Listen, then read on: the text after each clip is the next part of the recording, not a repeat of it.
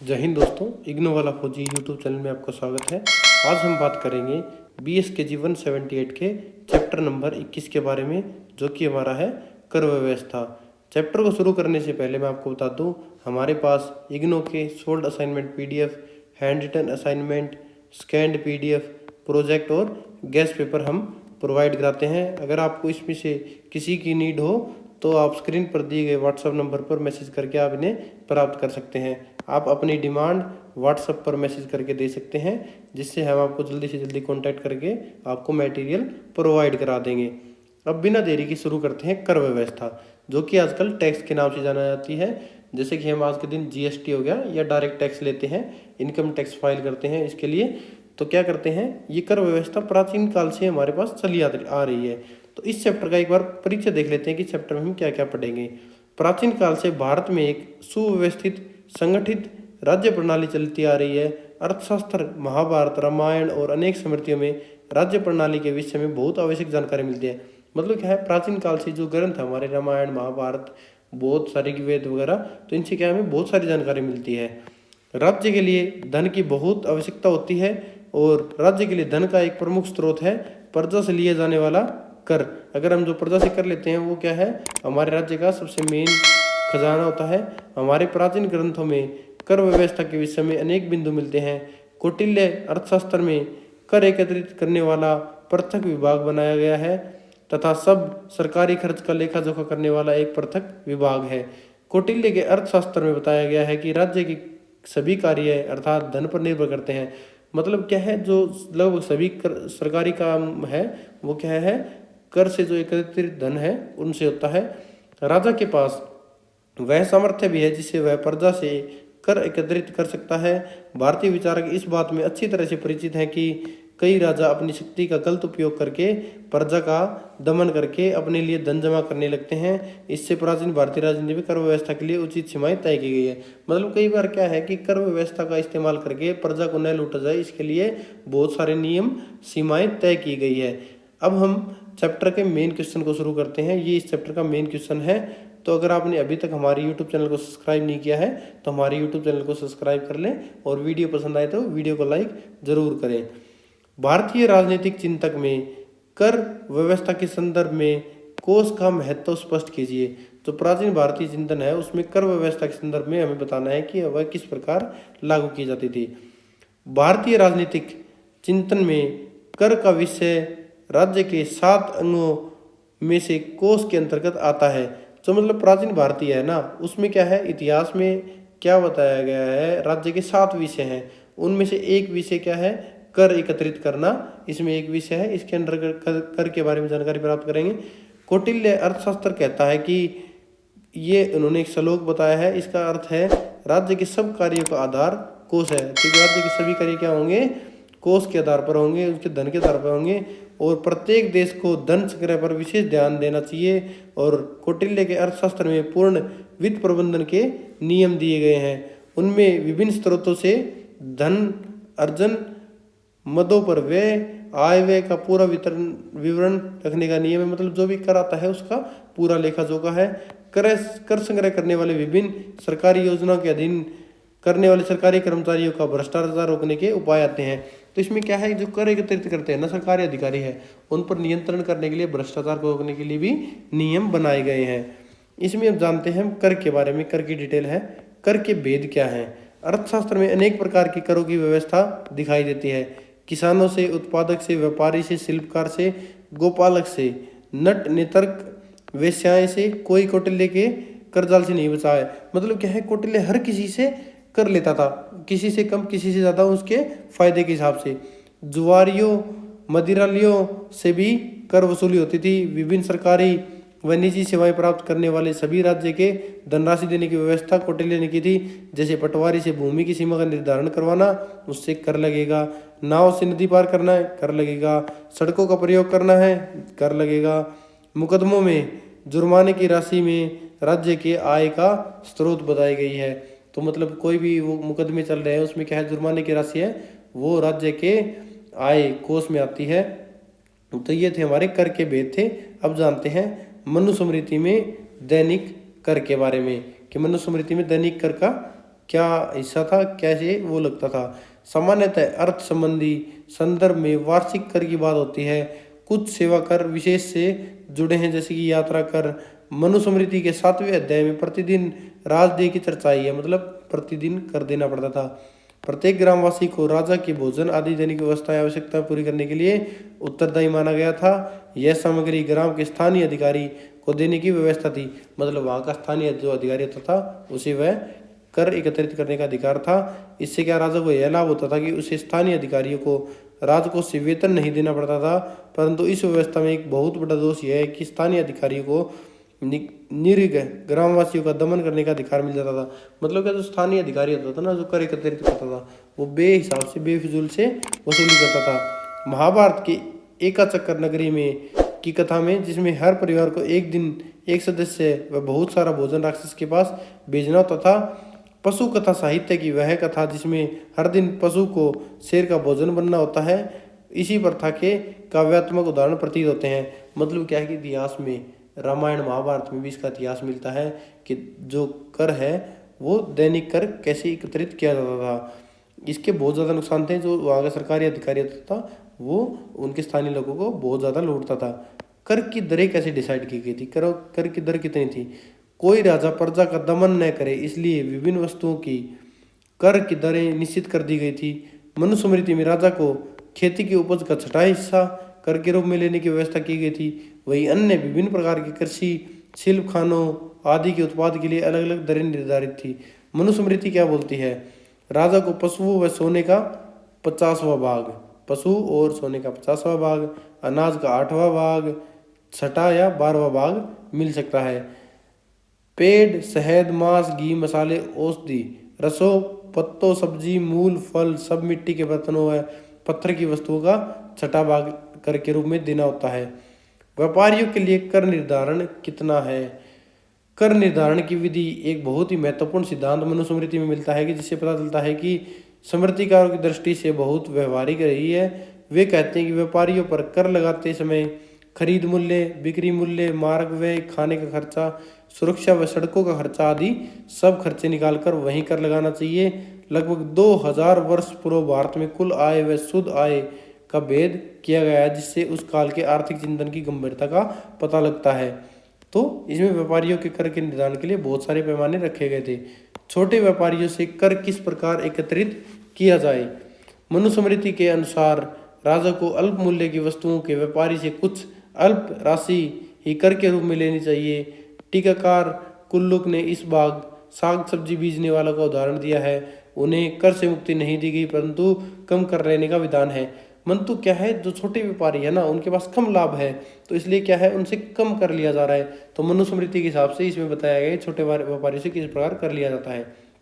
अगला देखेंगे, श्रमजीवी वर्ग से कर कैसे लिया जाता है। मनु ने शारीरिक श्रम से धन कमाने वाले शिल्पियों, नटों, नर्तकों और अन्य मेहनतकशों को भी कर में छूट दी थी। वे धन नहीं दे सकते तो उनसे हर मास एक दिन बिना वेतन के काम अथवा काम कराने की व्यवस्था की गई थी। मतलब क्या है, जो श्रमजीवी है, काम करने वाले, मजदूरी करने वाले हैं, वो कर नहीं दे सकते तो उन्हें क्या है, महीने में एक दिन फ्री में बिना धन के काम करने के लिए बोला गया है, वो कर के रूप में माना जाएगा। वर्तमान में कर विषयक चिंतन लोकतांत्रिक विचारों, कल्याणकारी राज्य अवधारणा से प्रभावित है। अतः कम कमाने वाले पर कोई प्रत्यक्ष कर नहीं लगता। अधिक दम कमाने वाले को अधिक आयकर लेने पर सरकार अपने काम करती है। किंतु आज भी धनी निर्धन सबको उत्पादन शुल्क, वैट जैसे अन्य अप्रत्यक्ष कर चुकाने पड़ते हैं। जैसे आज के दिन देख लो, कोई अमीर व्यक्ति है जिसकी आय है, टैक्स स्लैब बना हुआ है, उसके हिसाब से उसे कर देना पड़ता है।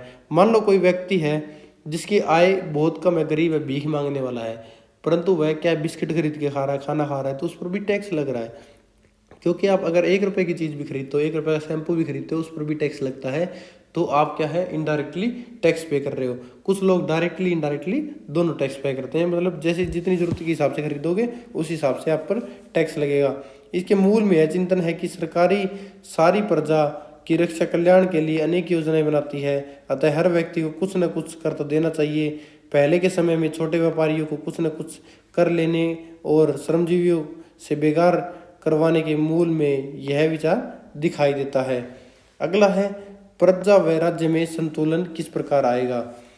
तो मनुस्मृति में साफ कहा गया है कि मनुस्मृति का एक बहुत महत्वपूर्ण विचार है कि कर लेते समय राजा को राज्य और प्रजा दोनों के हित में संतुलन बनाना चाहिए। गात्व्य है कि जो लोग काम करते हैं वो अपने काम का फल पाना चाहते हैं। यदि राज्य बहुत अधिक कर लगा देगा तो लोग मेहनत करने की इच्छा नहीं रहेगी। लोग सोचेंगे कि हमें श्रम करके वांछित लाभ नहीं मिलता, अतः उतना कर लेना चाहिए जिससे राज्य का काम भी हो जाए और प्रजा का भी अहित ना हो। तो इसका एक सीधा सा मुद्दा है। मान लो कोई एक व्यक्ति 50 लाख कमा रहा है, सरकार उस पर 40 लाख टैक्स लगा देगी, उसके पास 10 लाख बचेंगे, तो वो आगे मेहनत क्यों करेगा। उसे पता है कि उसके पास कुछ नहीं बचना।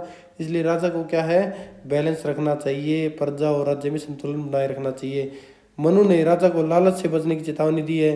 यदि वह लोभवश अधिक कर लेगा तो उसकी अपनी और प्रजा की जड़ें उखड़ जाएंगी और प्रजाजनों के आय के साधन नष्ट हो जाएंगे। परिणाम स्वरूप क्या होगा, राजा की आय समाप्त हो जाएगी।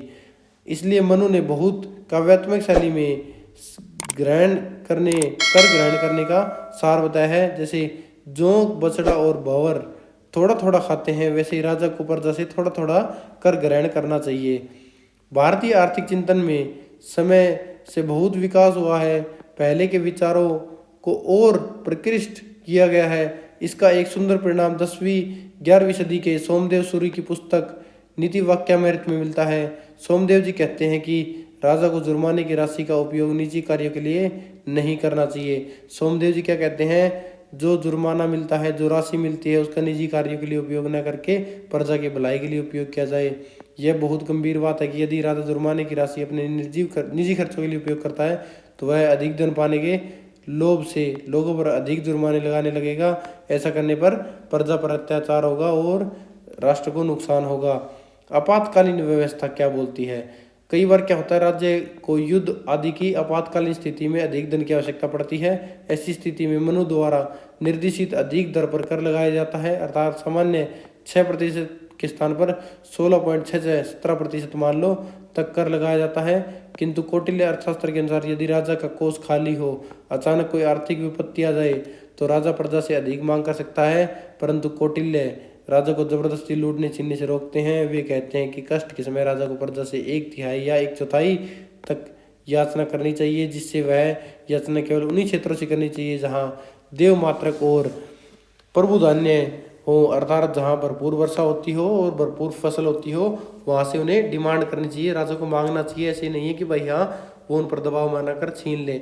उसमें भी क्या है, डिसाइड किया गया है 1/3 और 1/4 हिस्सा वो ले सकते हैं। अगला 7वां पॉइंट है हमारा, कर संग्रह की प्रशासनिक व्यवस्था क्या है। अर्थशास्त्र में विभिन्न प्रशासनिक विभागों के कार्य का विवरण अध्यक्ष प्रचार नामक दूसरे अधिकरण में दिया गया है। इसमें विभागों के अध्यक्षों के दायित्व बताए गए हैं। कर एकत्रित करने वाले अध्यक्ष को समाहर्ता कहा जाता है। जो कर एकत्रित करता है उसे क्या बोलते हैं, समाहर्ता बोलते हैं। उसके दायित्व का विश्लेषण 6ठे अध्याय में मिलता है। यह स्मरणीय है कि अनेक राजकीय विभाग ने अनेक प्रकार के कर वसूल जमा करते हैं।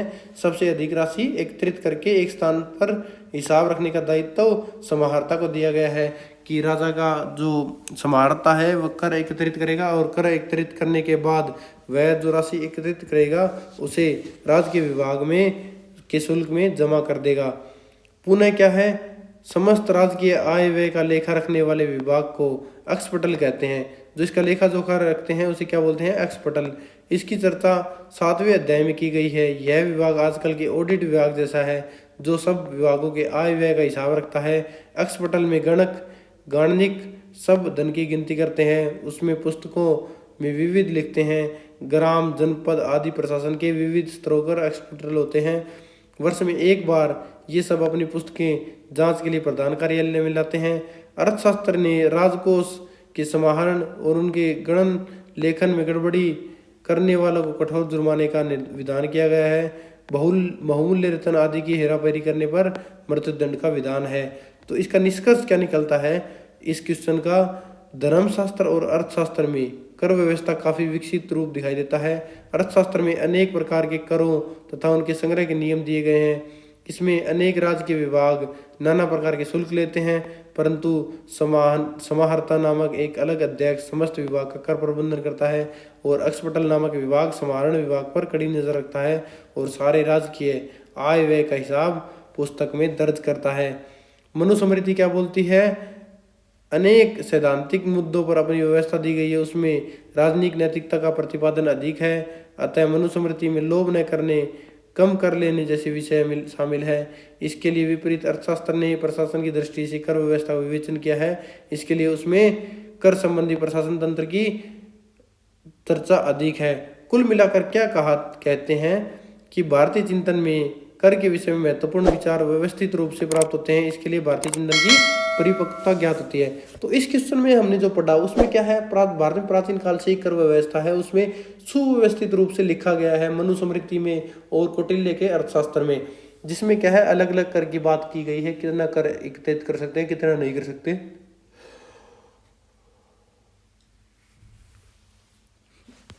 जैसा कि आपने इस क्वेश्चन में देखा है, कर बहुत प्रकार से एकत्रित किया जा सकता है। पहला है, मान लो हमारा कर के भेद हैं, कितने प्रकार के कर होते हैं। मनुस्मृति में दैनिक कर का जिक्र भी आता है कि रोज डेली कर लगाया जाता है। अगला है, कर की दरें कितनी डिसाइड की गई हैं। व्यापारियों के लिए कर का निर्धारण कैसे किया गया है। श्रमजीवी वर्ग से कैसे कर लिया जाता है। प्रजा व राज्य में संतुलन कैसे बनाया गया है या कैसे बना सकते हैं। अगला है, आपातकालीन व्यवस्था में कर कैसे एकत्रित करें। कर संग्रह की प्रशासनिक व्यवस्था क्या है, कैसे कैसे ये काम करती है, प्रशासन कैसे काम करते हैं। और लास्ट में इसका निष्कर्ष की है कैसे कर व्यवस्था होनी चाहिए, कैसे कर सकते हैं। और आज की और भारतीय प्राचीन व्यवस्था में कर का संतुलन बताया गया है। इस प्रकार यह हमारा चैप्टर कंप्लीट होता है। अगर आपको इग्नो से रिलेटेड कोई भी solved assignment, PDF, hand written assignment, scan PDF, project और गेस्ट पेपर चाहिए तो आप स्क्रीन पर दिए गए व्हाट्सएप नंबर पर मैसेज करके प्राप्त कर सकते हैं। अगर आपने अभी तक हमारे यूट्यूब चैनल को सब्सक्राइब नहीं किया है तो हमारे यूट्यूब चैनल को सब्सक्राइब कर लें और बेल आइकन को प्रेस कर लें। अगले मिलते हैं हम चैप्टर नंबर 22 में, जो कि हमारा लास्ट और इम्पोर्टेंट चैप्टर होगा।